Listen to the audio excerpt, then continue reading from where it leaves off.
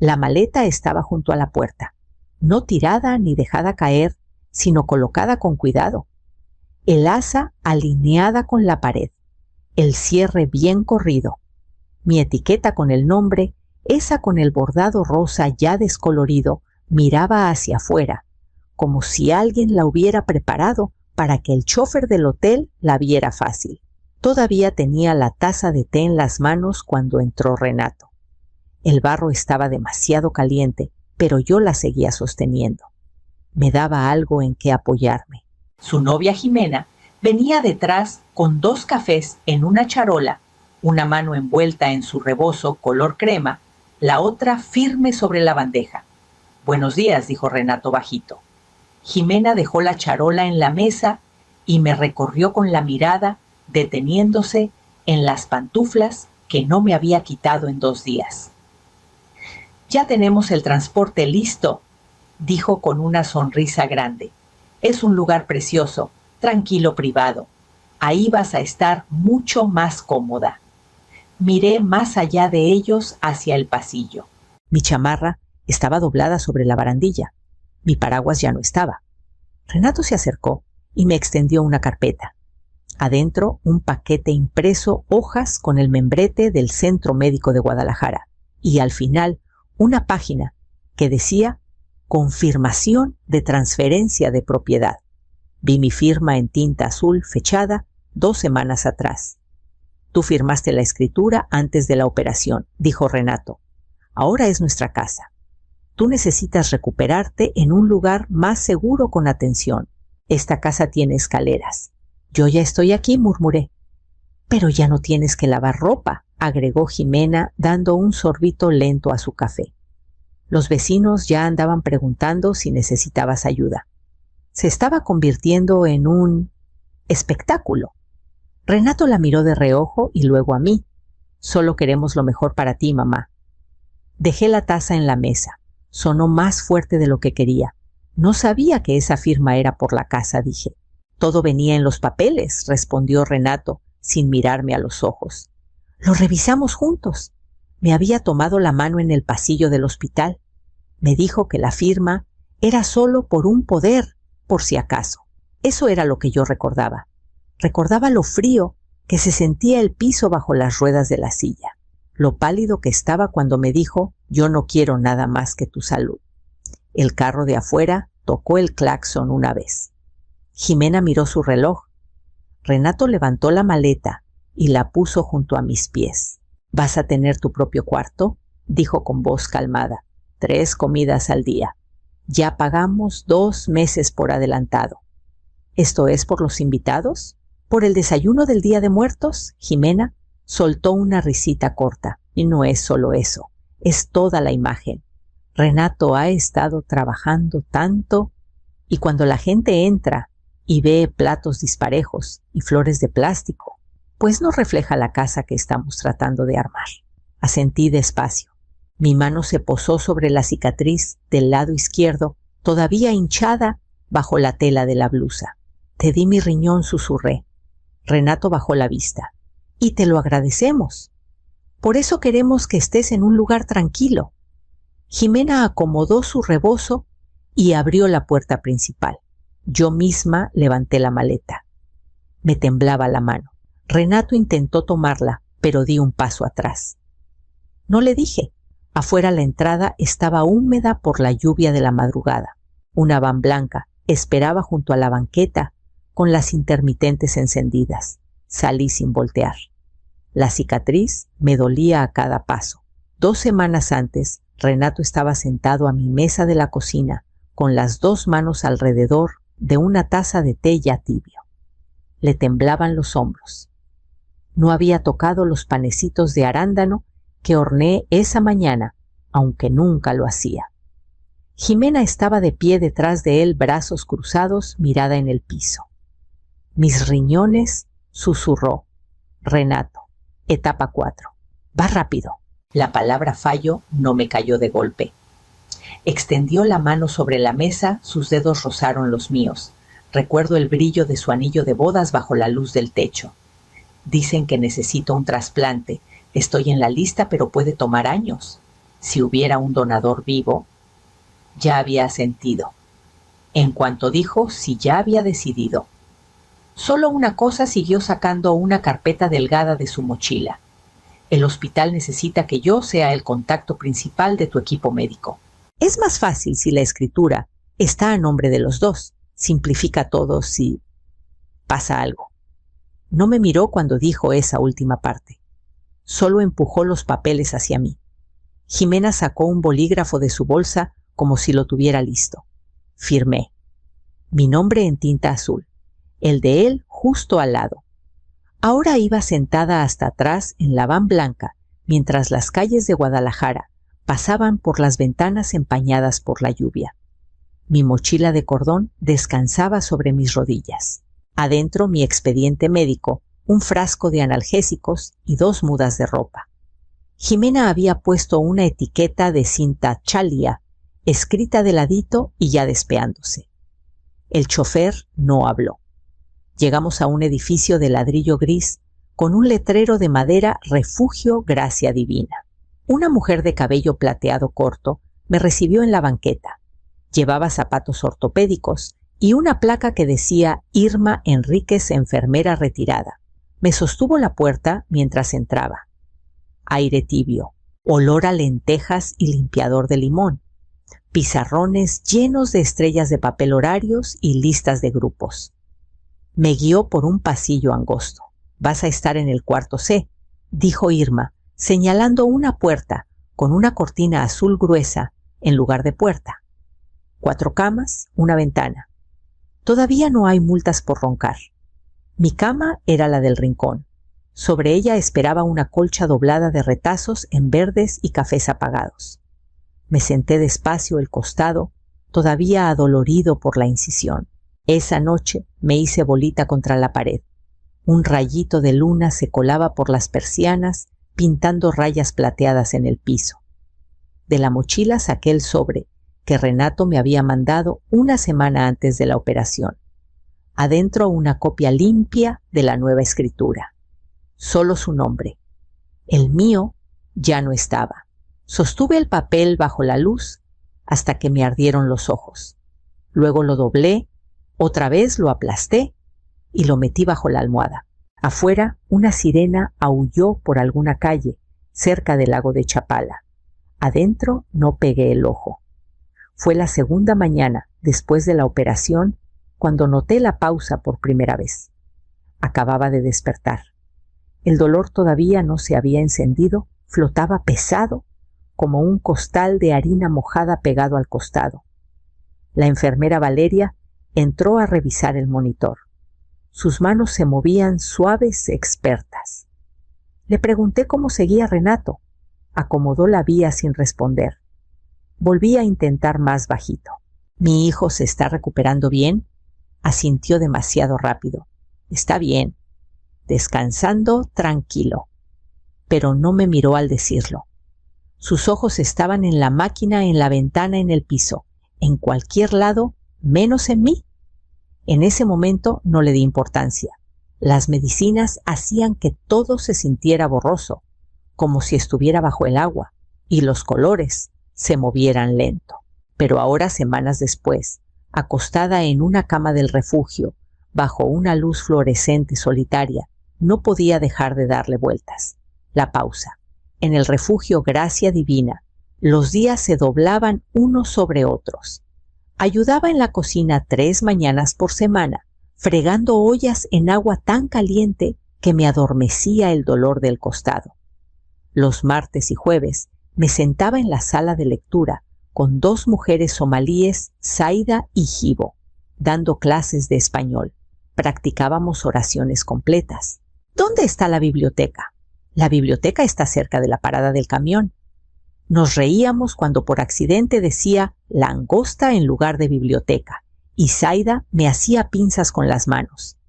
Irma mantenía todo en movimiento con una eficiencia callada que me recordaba a las bibliotecarias de antes, rápidas pero precisas.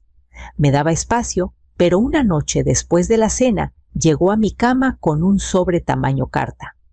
Llamaron del centro médico. Dijeron que te corresponde esto. El sobre era azul claro. Mi nombre escrito a mano en el frente. Lo abrí sentada al pie de la cama. Adentro una carta impresa en papel del hospital solicitando una cita con la doctora Yolanda Fierro, jefa de ética en trasplantes. 2 días después, estaba de nuevo en el hospital, esta vez no en bata, sino sentada en una salita de consulta con una caja de pañuelos en la mesa y una jarra de agua que nadie tocó. La doctora Fierro entró con una tablet bajo el brazo y una cara que no perdía tiempo. Señora Navarro, empezó. Voy a ser directa. Su hijo nunca fue diagnosticado por ningún proceso legítimo en nuestro centro. Me aferré a los brazos de la silla. ¿Qué quiere decir? Falsificó los registros de ingreso. Las tomografías de su expediente eran recicladas de otro paciente. Su riñón no fue para su hijo, se asignó a un joven que ya estaba en la lista de trasplantes. Él no tenía idea. Mi voz apenas salió. ¿Y entonces dónde está el expediente de Renato? No existe, respondió. Creemos que su hijo vendió el espacio quirúrgico y falsificó documentos para asegurar la transferencia. Sentí el frío subiéndome por la espalda. Mi mano fue al costado a la cicatriz que se extendía bajo las costillas como un sello en una carta que nunca quise enviar. Afuera un helicóptero zumbó sobre el hospital. El ruido se fue rápido. Adentro me quedé quieta. No llamé a Renato, no le escribí. Dejé que el silencio se endureciera como cuando la lluvia fuerte de la tarde se vuelve granizo si no paras de moverla. En el refugio Irma ajustó mi horario sin aspavientos. 2 tardes por semana, dando clases de preparatoria abierta, me daban una pequeña ayuda, 2,000 pesos cada viernes, en un sobre con mi nombre escrito con letra clara. No era mucho, pero cubría los 1,800 de mis pastillas para la presión y me sobraba un poquito para lo indispensable. Apuntaba todo en una libreta, la misma que usaba antes para inventarios de biblioteca. El orden me calmaba. Compré un termo en la zona de ofertas por 200 pesos. Gris mate abollado junto a la tapa. Todas las noches lo llenaba con sopa de la cocina del refugio y me lo llevaba a la sala común. El microondas zumbaba. El reloj sobre el pizarrón hacía demasiado ruido. Comía despacio escuchando cómo se acomodaba el edificio, sintiendo que el dolor del costado se aflojaba con el calor. Carmen notó cómo me apretaba las costillas al levantarme. No preguntó. Una noche dejó una bolsa de agua caliente en mi cama, el hule todavía tibio del grifo. Para las noches que no sueltan, murmuró cerrando bien la tapa. En la cocina, la plática era ligera. ¿Quién chamuscó el arroz? ¿Quién se olvidó de la sal? Pero una tarde, una voluntaria comentó una nota que leyó esperando el camión. Un muchacho del barrio, 27 años, de regreso al trabajo, después de un trasplante que los médicos no esperaban tan rápido. Donador privado, dijo raspando una olla. Acelerado. Suerte del bueno. La palabra acelerado se me quedó atravesada como un plato puesto donde no va. Al día siguiente fui a la biblioteca pública, el viejo hábito guiándome los pasos.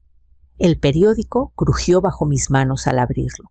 Ahí estaba una columna pequeña en la sección local. Miguel Gutiérrez, aprendiz de oficio local, regresa a casa tras trasplante de riñón salvador. La foto mostraba una sonrisa delgada, gorra de béisbol baja. La nota mencionaba un donador anónimo y una compatibilidad acelerada. Doblé el periódico por la marca y lo guardé en la mochila, el borde filoso contra mis dedos. Esa noche enjuagué mi tazón, cerré el termo y me senté en la cama con la bolsa de agua caliente calentándome el costado. El edificio respiraba alrededor. En el silencio, una nueva forma se iba armando tímida, cuidadosa, pero lo bastante firme para sostenerse. La luz de la mañana entraba por los vitrales sobre la puerta principal del refugio, salpicando rojo y oro sobre el linóleo. Estaba doblando suéteres donados en el cuarto de clasificación cuando Carmen tocó 2 veces y me pasó su celular. «Tienes que ver esto», dijo bajito. La pantalla mostraba un blog inmobiliario Guadalajara elegante. Brillante curado hecho para deslizar el dedo. El título decía: «Pareja joven renueva su primera propiedad. Encanto moderno con toque personal». No necesité leer los nombres. Reconocí el portal de Renato. El mío antes. El artículo se deshacía en elogios por la cocina de concepto abierto y la transformación de lujo con fotos amplias de la sala, donde antes estaba mi sillón de lectura. En su lugar había un sofá modular de terciopelo gris perla que parecía no haber visto nunca una tarde de verdad. La pared donde mi difunto esposo colgó su barómetro antiguo ahora tenía repisas flotantes, arte neutro, eucalipto seco. La chimenea ya no tenía el marco de piedra que Renato ayudó a lijar cuando tenía 12 años. Recuerdo sus manitas llenas de polvo, la sonrisa enorme cuando terminamos. Las leyendas de las fotos no decían casa de la madre ni heredada. Decían propiedad anteriormente de una amiga de la familia que se mudó a residencia asistida. Mi nombre no aparecía. Yo no existía. Imprimí el artículo en la biblioteca, una copia, blanco y negro. 2 días después estaba otra vez frente a la doctora Fierro. La misma salita reloj, tic-tac, pañuelos intactos, jarra de agua sudando callada. Ella revisó el papel que deslicé sobre la mesa. «Lo están monetizando», dije. La doctora Fierro asintió una vez lento. «Ya sospechábamos que planeaba revenderla. Esto confirma que ya está en marcha». Sus dedos tamborilearon una carpeta junto a su codo. «Tenemos evidencia sólida de fraude documental, pero hemos esperado para actuar. Su consentimiento importa aquí, señora Navarro. Seguir esto públicamente significa juicio. Testimonios. Descubrimiento de pruebas». La palabra descubrimiento cayó pesada. No el mío, el de él. Bajé la vista al azul suave de mi manga. En mi antebrazo aún se veía el amarillento verdoso de un moretón sanando donde había estado la vía. Esta vez no dudé. «Hágalo». La doctora Fierro soltó el aire despacio. Luego abrió la carpeta. La grabadora estaba en el bolsillo lateral del morral que no había desempacado desde que llegué al refugio, metida entre un par de calcetines y una lista de súper doblada de hacía semanas. Pequeña negra más vieja que la mayoría de los aparatos que se ven ahí. Mi esposo Valente la llamaba su guardamemoria. La llevaba a terapia del lenguaje después del derrame, dejando que capturara su voz mientras regresaba palabra a palabra entrecortada. No la había tocado desde que él se fue, pero la guardaba por costumbre, como su reloj, como cuando todavía preparaba 2 tazas de café algunas mañanas. La luz de la batería parpadeó naranja cuando la encendí. La mayoría de los archivos estaban por fecha estática silencio, o Valente aclarando la garganta. Pero uno destacaba Arresto 19, Renato, grabado 5 días antes de mi operación. Le di play. Estábamos en la cocina. Se oía el zumbido del refrigerador. Detrás de nuestras voces, Renato caminando de un lado a otro, yo sentada.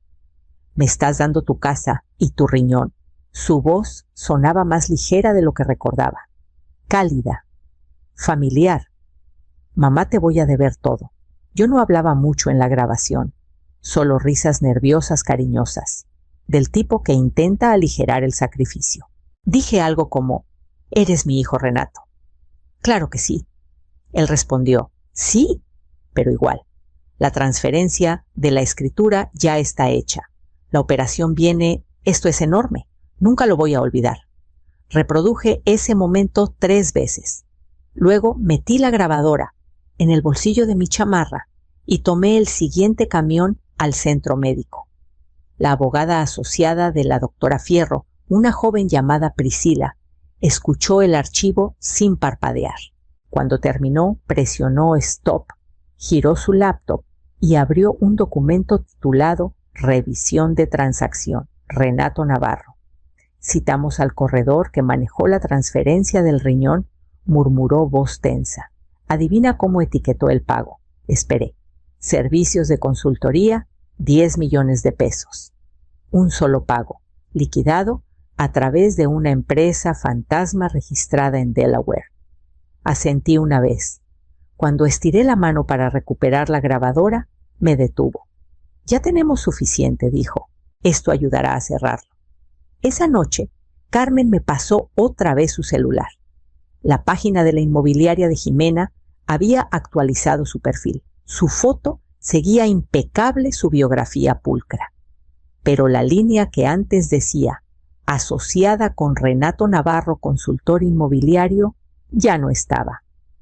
Apagué la grabadora para siempre esa noche, pero su eco se quedó conmigo. El juzgado olía a madera barnizada y aire acondicionado viejo. Arriba los ventiladores susurraban por las rejillas estrechas, demasiado suaves, para refrescar demasiado presentes, para ignorarlos. Me senté derecha en el estrado de testigos, las manos cruzadas en el regazo. Al otro lado, Renato estaba detrás de la mesa de la defensa en un traje azul marino que nunca le había visto. Parecía bronceado, como si acabara de volver de un lugar sin consecuencias. El color no le llegaba a los ojos. La silla de Jimena estaba vacía. El alguacil pidió orden y la jueza honorable Sandra Ruelas asintió hacia la fiscalía. Se levantó un joven ministerio público llamado Carlos Merck. Lentes de armazón, delgado, voz firme. Señora Navarro, empezó. ¿Puede describir los eventos que rodearon su decisión de transferir la propiedad a su hijo?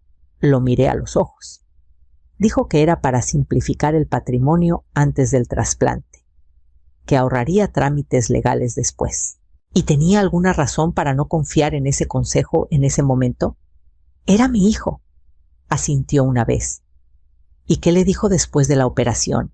Me entregó unos papeles de alta y me dijo que la casa ya era de él, que yo necesitaba recuperarme en un lugar más adecuado. Mi voz no se quebró. No subió. Había practicado esa parte. Merck se acercó. ¿Puede recordar algún comentario directo sobre su apariencia o su papel en su vida? Miré al jurado. 12 desconocidos que no me conocían, que trataban de medir la verdad en postura y tono.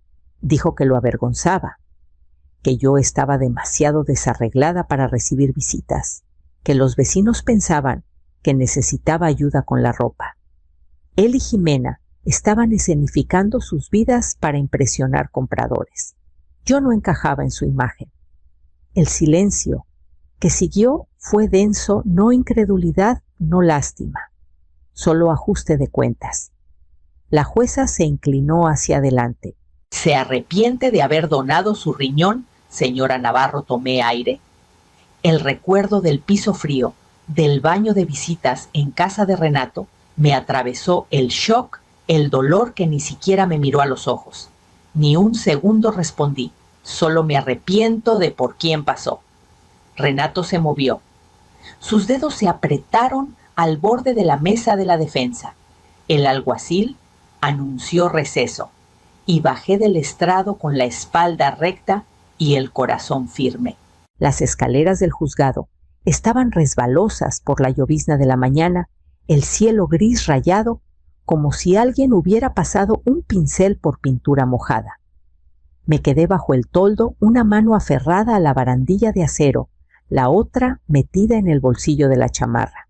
Renato salió solo, sin abogado, sin séquito. Solo él en ese traje demasiado perfecto, ojos esquivando reporteros y empleados. Se acercó lo suficiente para que oliera la colonia cítrica que una Navidad le regalé. Se detuvo a un paso.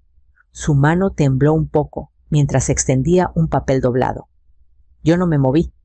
Tragó saliva antes de hablar. Te escribí algo. Las palabras ya no dolían. No más. Miré el sobre y ladeé la cabeza. ¿Esto trae más letra chiquita? Su cara se tensó un segundo, pero no respondió. Dejó el papel colgando en el aire como bandera sin viento. Cuando vio que no lo tomaba, bajó el brazo despacio, sin enojo, sin disculpa, solo esa quietud hueca. Bajó las escaleras con el sobre todavía en la mano. Esa noche atrás del refugio, encendí un cerillo. Carmen estaba a mi lado, la chamarra hasta arriba el aliento empañando la oscuridad. El bote de café que usábamos para composta ahora guardaba otra cosa. El sobre de Renato arrugado e intacto descansaba en el centro. Prendí el cerillo y toqué la esquina del papel. La flama se tomó su tiempo enroscando la punta antes de extenderse como granizo al revés. El naranja lamió la superficie, convirtiendo tinta en humo. A mi lado, Carmen sacó 2 tazas de peltre descarapeladas llenas de caldo y levantó la suya un poco. Por los finales que no nos mataron. ¿Choqué la mía con la suya? El bote brilló un rato más antes de convertirse en ceniza y recuerdo. En esa quietud tibia y humeante detrás del refugio no sentí venganza, solo alivio. Y cuando me di la vuelta para entrar, supe que el fuego se había llevado más que su papel. Me había devuelto parte de mi silencio.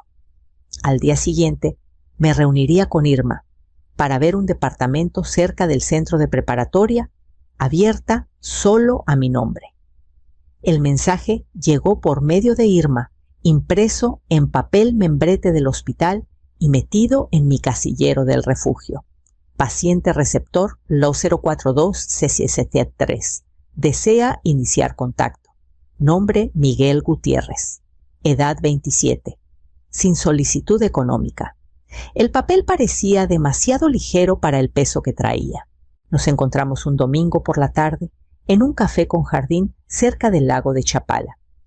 Las mesas eran pequeñas y redondas, desperdigadas entre macetas de tomillo y romero. Las campanas de viento chocaban como cubiertos lejanos. Miguel traía una camisa verde pálido y gorra baja. Su cuerpo todavía delgado, peso de recuperación, pero su paso firme. En la mano llevaba una macetita apenas del tamaño de una taza. Un calanchoe, flores naranjas brillantes asomando entre hojas verdes gruesas. Me la extendió sobre la mesa. Para usted. Las segundas oportunidades deben florecer en algún lado. Dudé, luego la acepté. Mis dedos rozaron el borde de barro. Solo si es prestada. Sonrió chueco, pero sincero. Trato. No preguntó por qué ni cómo llegó el riñón a él. No mencionó a Renato, ni juzgados, ni dinero. Me contó que era aprendiz de albañil, que el último año lo había pasado aprendiendo a poner ventanas y azulejos. Quería abrir su propio taller algún día, pero por ahora se enfocaba en pasar un mes completo sin ir al doctor. Nos quedamos al sol hasta que se escondió detrás del seto. Yo escuché más que hablé. Cuando ofreció que me quedara en la casita de invitados de su tía sin renta, negué con la cabeza. No busco que me salven. Asintió como si entendiera. Pero igual podemos estar ahí, el uno para el otro. Empezamos a vernos cada semana en la biblioteca pública. No siempre para hablar. A veces solo nos sentábamos cerca de las ventanas con un libro en las piernas leyendo en paralelo. El calanchoe vivía en la ventana de mi nuevo departamento modesto, 3er piso, arriba de una panadería que empezaba a amasar a las 4 de la mañana. El olor a levadura y café hacía más fácil despertar. Y por primera vez en meses tenía ganas de hacerlo. El departamento arriba del taller de reparación de violines olía levemente a resina y barniz viejo. Cada vez que se abría la puerta de abajo, el aroma subía por las tablas como un recuerdo. Mi nuevo casero, el señor Halvorsen, me dijo que el lugar no había cambiado mucho desde que murió su tía, pero estaba limpio, con buena luz y tranquilo.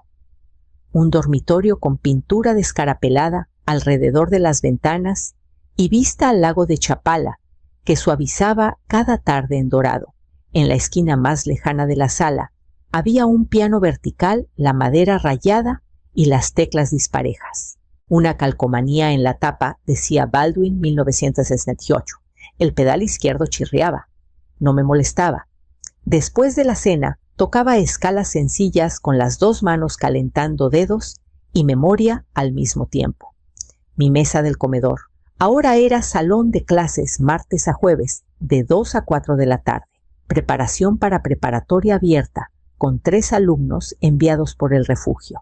La ayuda era modesta, pero fija, 4,000 pesos por semana cada viernes. Suficiente para la despensa, el camión, la luz. Suficiente para no sentirme en deuda. La grabadora descansaba en el estante junto a la ventana limpia, reseteada, a configuración de fábrica. No había vuelto a grabar desde el juzgado. Ya no hacía falta. Cuando salió la sentencia, 6 años más restitución, la leí en el periódico. El nombre de Renato, impreso en letra normal, entre una apelación de zonificación y un anuncio de nacimiento. Doblé la página a la mitad y la metí bajo la maceta del Calanchoe. No fui a la audiencia. Un domingo por la mañana tomé el camino largo al café. El aire estaba fresco, la primavera empezando a suavizar los bordes del invierno. Mi antigua casa quedaba pasando la esquina de Maple y Violeta, el barandal del portal recién pintado. Ahora vivía ahí una familia nueva, jóvenes tal vez de unos 30. Un niño pateaba un balón en el jardín. El papá me saludó con la mano cuando nos cruzamos las miradas. Asentí, pero no me detuve. 2 cuadras después llegué al café. Miguel ya estaba sentado en la mesa de afuera, 2 cafés humeando entre él y un tablero de ajedrez abierto. Levantó la vista, sonrió y avanzó un peón. Me senté enfrente, rodeé la taza con las manos y dejé que la brisa se llevara todo lo demás.